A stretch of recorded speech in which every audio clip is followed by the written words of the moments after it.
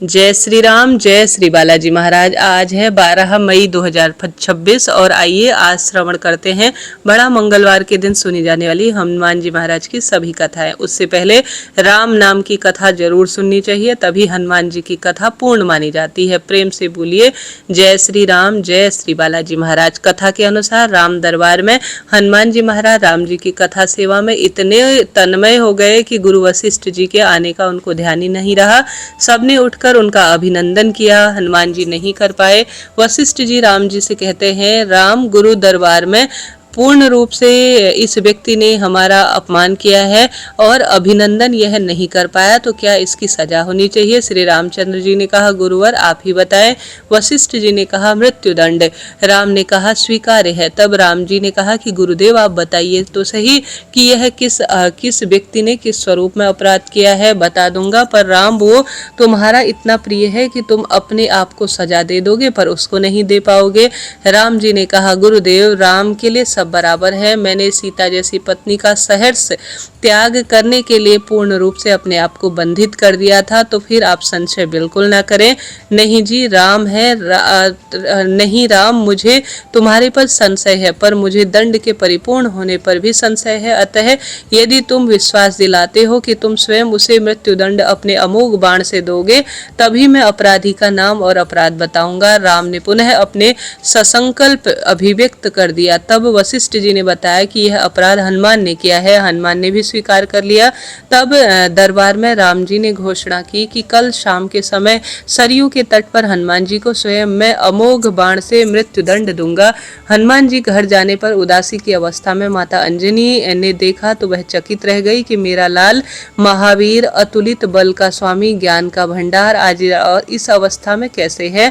माता ने एक बार पूछा, पर जब हनुमान जी चुप रहे तो माता ने अपने दूध का वास्ता दिया। तब हनुमान जी ने बताया कि यह प्रकरण हुआ है। अनजाने में माता आप तो जानती ही हैं, हनुमान को संपूर्ण ब्रह्मांड में कोई नहीं मार सकता, पर भगवान राम के अमोघ बाण से भी आज तक कोई नहीं बचा है। तब माता ने कहा, हनुमान मैं भगवान शंकर से राम नाम मंत्र प्राप्त किया है और मैं तुम्हें भी जन्म के साथ ही घुट्टी में राम नाम को पिला दिया था, जिसके प्रताप से तुमने बचपन में ही सूर्य भगवान को फल समझकर अपने मुख में ले लिया था।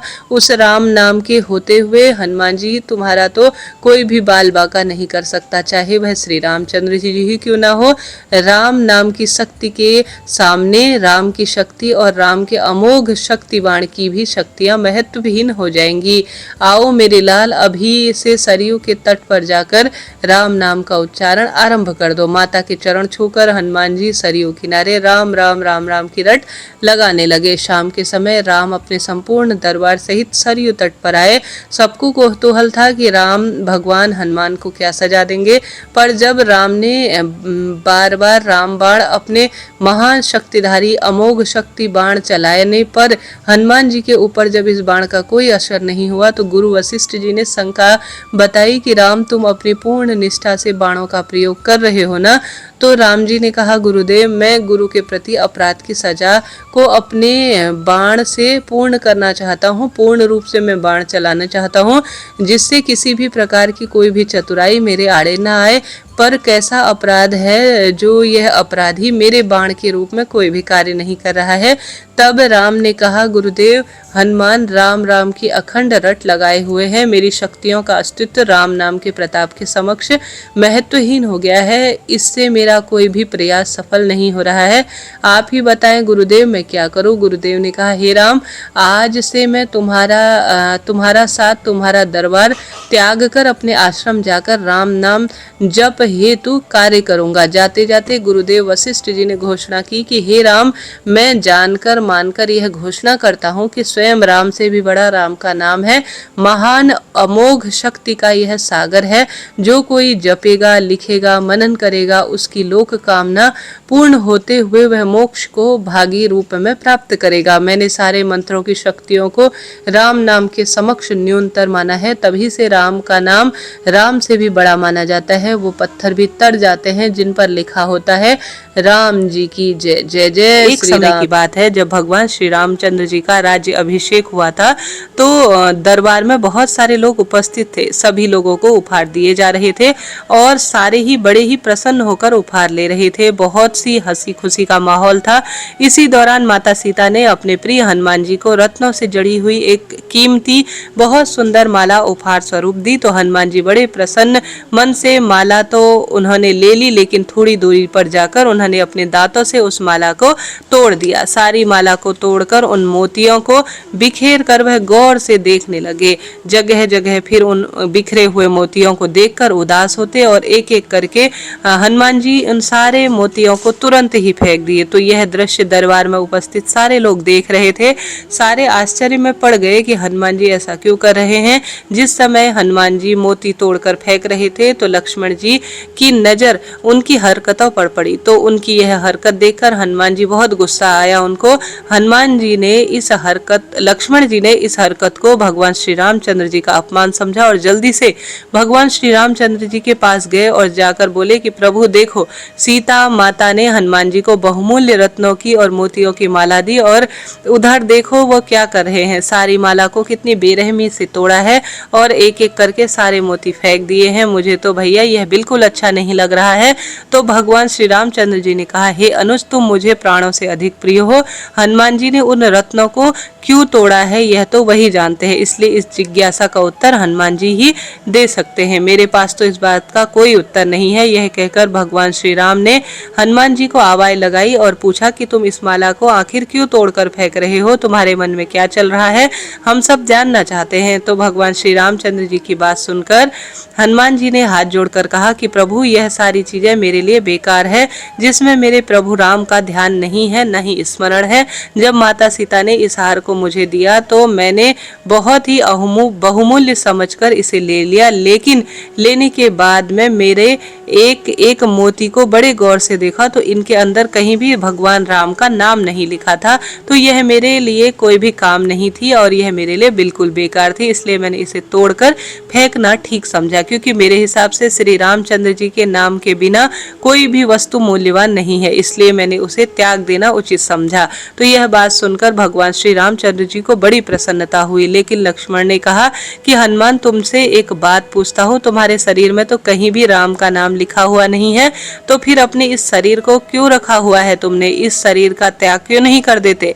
तो लक्ष्मण जी की बात सुनते ही हनुमान जी ने अपने नाखूनों से अपने सीने को चीर दिया और फिर लक्ष्मण जी के साथ साथ राम दरबार में उपस्थित सभी लोग देखते रह गए कि हनुमान जी के सीने में भगवान श्री रामचंद्र जी और माता सीता की बहुत सुंदर छवि अंकित है।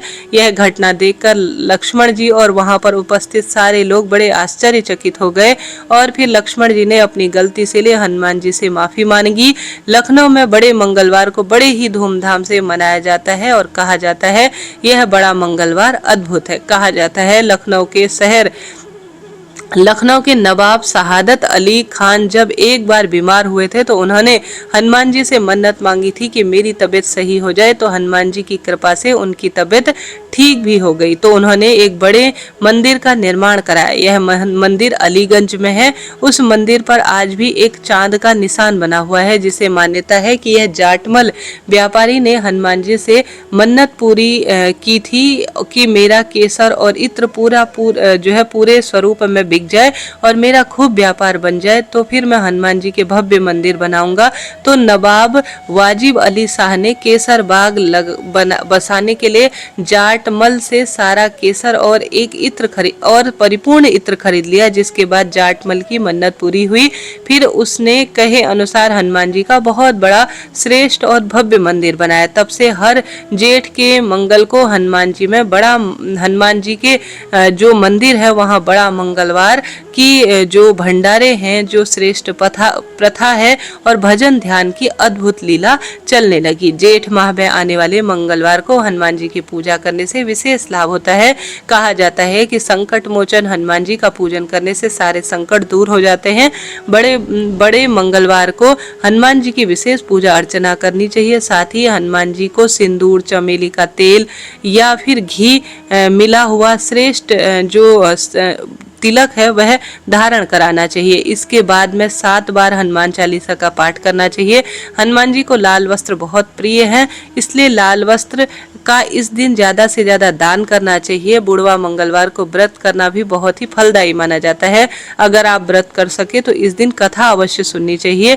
ये व्रत कथा सुनने के बाद में हनुमान चालीसा का पाठ करें, उसके बाद में हनुमान जी को गुड़ और चने का भोग लगाएं। तो चलिए शुरू करते हैं मंगलवार व्रत कथा का श्रवण करना। प्रेम से बोलिए हनुमान जी महाराज की जय। कथा अनुसार व्यास जी बोले, एक समय नेमिसारिणी तीर्थ में 80,000 मुनि एकत्रित होकर पुराणों के ज्ञाता श्री सूत जी से पूछने लगे कि हे महामुनि, आपने अनेक पुराणों की कथा सुनाई है, अब आप कृपा करके ऐसा कोई व्रत और कथा बताएं जिसको करने से संतान की प्राप्ति हो तथा मनुष्यों के रोग शोक अग्नि सर्व दुख भय आदि दूर हो जाए। कलयुग में सभी प्राणी अल्पायु हैं, ऊपर से उन्हें भी रोग आदि लगे रहते हैं, तो वे भगवान श्रीहरि का कैसे ध्यान कर सकेंगे। श्री सूत जी बोले कि हे मुनियों, मैं आपसे बहुत उत्तम एक बात कहता हूँ और तुमने बड़ी उत्तम बात पूछी है। भगवान श्री कृष्ण और युधिष्ठिर का संवाद आज मैं तुम्हारे सामने कहता हूँ, ध्यान पूर्वक सुनना। एक समय पांडवों की सभा में श्री कृष्ण जी बैठे हुए थे। युधिष्ठिर जी ने भगवान से श्री कृष्ण से यही प्रश्न किया था, प्रभु नंदन गोविंद, आपने मेरे लिए अनेकों कथा सुनाई है, कृपा करके ऐसा कोई व्रत कथा सुनाए जिसके करने से मनुष्य को पुत्र की प्राप्ति हो। हे प्रभु, बिना पुत्र जीवन व्यर्थ है और पुत्र बिना मनुष्य नरक का भागी होता है और पितृ ऋण से भी छुटकारा नहीं मिलता और नहीं वह नरक से उद्धारित होता है। अतः पुत्रदायक कोई व्रत बताए। श्री कृष्ण बोले कि हे राजन, एक प्राचीन इतिहास सुनाता हूँ, सो ध्यान पूर्वक सुनना। कुंडलपुर नामक एक नगर था, उसमें नंदा नाम का एक ब्राह्मण रहता था। भगवान की कृपा से उसके पास सब कुछ था, फिर भी वह दुखी था। दुखी रहने के कारण यह था कि ब्राह्मण की कोई संतान नहीं थी। ब्राह्मण की पत्नी सुनंदा प्रतिव्रता नारी थी, भक्ति पूर्वक श्री हनुमान जी की आराधना करती थी। मंगलवार के दिन व्रत करके सुंदर रूप में पूजा पाठ कर कर ही हनुमान जी को भोग लगाने के बाद स्वयं भोजन किया करती थी। एक दिन मंगलवार के दिन ब्राह्मणी गृह कार्य की अधिकता के कारण हनुमान जी को भोग नहीं लगा सकी, तो उसे बहुत दुख हुआ। इसी कारण पश्चाताप की अग्नि में वह निरंतर अपने मन में ध्यान करती हुई न तो स्वयं भोजन किया और न हनुमान जी की विशेष पूजा की। मन ही मन सोचने लगी कि अब अगला मंगलवार आएगा जब हनुमान जी को भोग लगाकर ही अन्न जल को ग्रहण करूंगी, यही मेरी सजा है। ब्राह्मणी रोजाना भोजन बनाती परंतु स्वयं भोजन नहीं करती और मन ही मन श्री हनुमान जी की आराधना करती रहती। इस प्रकार 6 दिन बीत गए। ब्राह्मणी सुनंदा अपने निश्चय के अनुसार भूखी प्यासी रही। अगले दिन मंगलवार का दिन आया। मंगलवार को ब्राह्मणी प्रातःकाल जल्दी उठ गई। नहा धोकर जैसे ही पूजा करने लगी तो मूर्छित होकर गिर पड़ी। उसकी भक्ति भाव से हनुमान जी बहुत प्रसन्न हुए और प्रकट होकर बोले, तेरी भक्ति से मैं प्रसन्न हूँ, तू वर मांग ले। तो सुनंदा बोली, प्रभु, मेरा कोई भी घर में किसी भी तरह की कमी नहीं है, बस संतान नहीं है, यही भारी दुख है। आपकी कृपा से पुत्र या कन्या हो जाए तो अति कृपा होगी। तो हनुमान जी बोले, जा, तेरी इच्छा पूरी होगी। तेरी एक सुंदर कन्या होगी जिसके साष्टांग प्रतिदिन सोना दिया करेंगे। इस प्रकार वचन कहकर हनुमान जी अंतर्ध्यान हो गए। ब्राह्मणी बहुत ही खुश हुई और सारा समाचार अपने पति को सुनाया। तो ब्राह्मण देव कन्या का वरदान पाकर कुछ दुखी हुए, परंतु सोने की बात सुनी तो मन ही मन बहुत प्रसन्न हुए। विचार किया कि ऐसी कन्या तो मेरी हो जाए तो बहुत गरीबी दूर हो जाएगी। तो हनुमान जी की कृपा से वह ब्राह्मणी गर्भवती हुई। 10वें महीने एक सुंदर पुत्री को जन्म दिया। वह बालिका प्रतिदिन शुक्ल पक्ष के चंद्रमा की तरह बढ़ने लगी। जब वह बालिका 10 वर्ष हुई तो उसका श्रेष्ठ कार्य जो है कुल पुरोहित इत्यादि से करवाया गया, अर्थात 10 दिन की हुई कहने का अर्थ है। तो उसका नाम रत्नावली रखा गया क्योंकि वह कन्या रोजाना सोना प्रदान करती थी। इस कारण से कन्या के पूर्व जन्म के बड़े विधि विधान से मंगल देव के व्रत किए थे। इस कारण ही वह इस जन्म में सोने चांदी से परिपूर्ण रत्न धारण करने वाली सर्वश्रेष्ठ कन्या रूप में उत्पन्न हुई। रत्नावली का साष्टांग बहुत सारा सोना देता था। उस सोने से वह ब्राह्मण बहुत धनवान हो गया। अब सुनंदा ब्राह्मणी को भी बहुत अभिमान हो गया। ऐसा करते करते समय बीत गया। सुनंदा ने देखा कि पुत्री विवाह योग्य हो गई है, तो वह अपने पति ब्राह्मण देवता को अत्यंत प्रसन्न देकर बोली कि मेरी पुत्री रत्नावली का अब विवाह होना चाहिए, अतः आप सुंदर सा योग्य वर देखकर इसका विवाह कर दीजिए। क्योंकि शास्त्रों में आज्ञा है कि 8 वर्ष में गौरी, 9 वर्ष में रोहिणी, 10 वर्ष तक कन्या, इसके बाद रजस्वला हो जाती है। गोरे दान से पाताल लोक की प्राप्ति होती है। रोहिणी के दान से वैकुंठ की, कन्या के दान से इस लोक के सुखों की प्राप्ति होती है। अगर हे पतिदेव रजस्वला का दान किया जाए तो घोर नरक की प्राप्ति होती है। तो ब्राह्मण बोला कि अभी तक तो रत्नावली सिर्फ 10 वर्ष की है और देख मैंने तो 16-16 कन्याओं का विवाह करवाए हैं, अभी क्या जल्दी है। ब्राह्मणी बोली, लगता है आपको सोने का लोभ हो गया है। अब अगर आपको इसको जो है विशेष तौर पर अब कन्यादान करना चाहिए, नहीं तो भारी आपको दोष लगेगा। उसके मासिक धर्म का रक्त पिता या बड़ा भाई देख लेता है तो शास्त्रों में कहा गया है बड़ा भाई और पिता हमेशा नरक का गामी होता है। तो ब्राह्मण बोला, अच्छा कल ही मैं लड़का देखने के लिए जाऊंगा और अपने दूतों को भी भेज दूंगा। दूसरे दिन ब्राह्मण ने अपने दूत को बुलाया और आज्ञा दी कि जैसे मेरी कन्या सुंदरी है वैसा ही वर तलाश करो। तो दूत ने अपने स्वामी की पास के ही पंपाई नगर में एक सुंदर ब्राह्मण के लड़के को देखा। वह बालक बहुत देखने में सुंदर था। ब्राह्मण के सारे गुण उस बालक में मौजूद थे। उस बालक का नाम सोमेश्वर था। दूत ने आकर ब्राह्मण को इस लड़के के बारे में बताया। ब्राह्मण ने सोमेश्वर को देखकर विधि पूर्वक कन्यादान करने का बहुत सुंदर अपने मन में ठान लिया। ब्राह्मण के मन में लोभ भी था। उसने विचार किया कि लड़की तो अभी चली जाएगी, इससे जो कोई भी मुझे सोना मिलता है वह अब नहीं मिलेगा और जो मेरे पास धन है वह इसकी शादी में खर्च हो जाएगा, तो और बहुत सारा धन मुझे कुछ न कुछ स्वरूप में अपने आप से प्राप्त कर लेना चाहिए। तो मैंने इसका विवाह करके भारी भूल कर दी। अब मुझे कोई ऐसा उपाय सोचना चाहिए जिससे कि यह लड़की वापस मेरे घर रहे और ससुराल ना जाए। ब्राह्मण इसी बात पर विचार करते हुए रात भर सो नहीं पाया। अंत में उसने विचार किया कि जब सुबह उसका पति उसे लेने आएगा तो छुपकर मार्ग में जाऊंगा और उसका वध करूंगा। इससे अपनी लड़की रत्नावली को अपने घर पर ही वापस रख लूंगा और मुझे नियमित रूप से यह सोना देती रहेगी। उसे इतना लालच था कि वह इस गलत कर्म को करने से भी पीछे नहीं चूका। समाज का कोई भी मनुष्य मुझे दोष भी नहीं दे सकेगा और कह दूंगा होनी को कौन टाल सकता है। तो प्रातःकाल हुई। नंदा और सुनंदा जमाई और लड़की को खूब सारा धन देकर विदा किया। सोमेश्वर अपनी पत्नी रत्नावली को लेकर ससुराल से अपने घर की ओर चल दिया। उधर ब्राह्मण ने महालोभ के वशीभूत होकर सोचा कि मार्ग में दूत द्वारा जमाई को मरवा दूंगा, जिससे मुझे सोना मिलता रहेगा और मैं धनवान भी होता रहूंगा। तो ब्राह्मण ने सोमेश्वर का वध करवा दिया। थोड़ी देर में अपनी लड़की के पास जाकर विलाप कर रोने लगा कि हे पुत्री, मार्ग में लुटेरों ने तेरे पति का वध कर दिया है। तू अब मेरे घर चल और वहां रहकर अपने श्रेष्ठ जीवन को व्यतीत कर। भगवान की इच्छा के आगे किसी का कोई वश नहीं है। जो भाग्य में लिखा है वह तो होना ही है, कोई भी इसे टाल नहीं सकता। अपने पति की अकाल मृत्यु से रत्नावती बहुत दुखी थी और अनेक प्रकार का रुदन करने लगी और अपने पिता से बोली कि पिताजी, इस संसार में जिस स्त्री का पति नहीं है उसका जीवन तो व्यर्थ है। मैं अपने पति के साथ ही शरीर को जला दूंगी और सती होकर इस जन्म में अपने संपूर्ण जीवन से निवृत्त हो जाऊंगी। माता पिता के नाम और सास ससुर के यश को सार्थक करूंगी। तो ब्राह्मण अपनी कन्या रत्नावती के यह वचन सुनकर बहुत दुखी हुआ और विचार करने लगा कि मैंने तो व्यर्थ में ही जमाई का वध कराया, क्योंकि मेरी बेटी तो उसके पीछे अपनी जान देने को तैयार है। अब मेरा तो दोनों तरफ से ही मरना हो गया। अब न तो मैं धन प्राप्त कर पाऊंगा और साथ ही पाप का भागी बनूंगा, सो अलग। यह सोचकर वह बहुत दुखी हुआ। सोमेश्वर की चिता बनाई गई। सोमेश्वर की पत्नी रत्नावती सती होने की इच्छा से अपने पति के सर को अपनी गोद में रखकर चिता में बैठ गई। जैसे ही अग्नि जलाई गई वैसे ही मंगलदेव प्रसन्न हुए और प्रकट होकर बोले, हे रत्नावती, तेरी भक्तिपूर्ण भक्ति से मैं प्रसन्न हूँ, तो वर मांग ले। तो रत्नावती ने अपने पति का जीवन दान मांग लिया। मंगलदेव बोले कि रत्नावली, तेरे पति अजर अमर और महाविद्वान हो जाए और जो भी कोई और इच्छा हो तो वह भी बता। तो वह रत्नावती बोली कि ग्रहों के स्वामी, यदि आप मुझ पर प्रसन्न हैं तो वरदान दीजिए, जो आपका मंगलवार के दिन व्रत करेगा, लाल फूल लाल चंदन से आपका पूजा करेगा, स्मरण करेगा, उसको रोग और व्याधि कभी ना आए और उसका सब जन्मों से जन्म जन्मांतर तक अपने घर परिवार और अपने पारिवारिक जनों से, अपने पति से कभी भी कोई वियोग ना हो, अग्नि का और शत्रु का उसके जीवन में कोई भय ना हो। जो स्त्री मंगलवार का व्रत करे वह कभी विधवा न हो।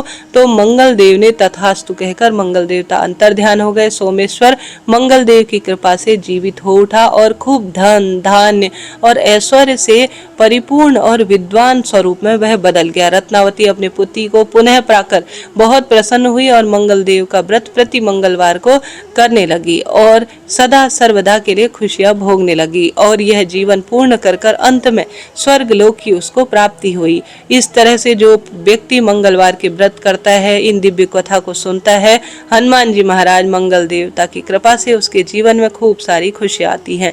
प्रेम से बोलिए हनुमान जी महाराज की जय, मंगल देवता की जय। प्रिय श्रोताजनों, इस तरह से यह मैंने आज सुनी जाने वाली कथा सुनाई। उपयोगी रही हो तो चैनल को सब्सक्राइब करें और कमेंट्स बॉक्स में राधे राधे जरूर लिखें।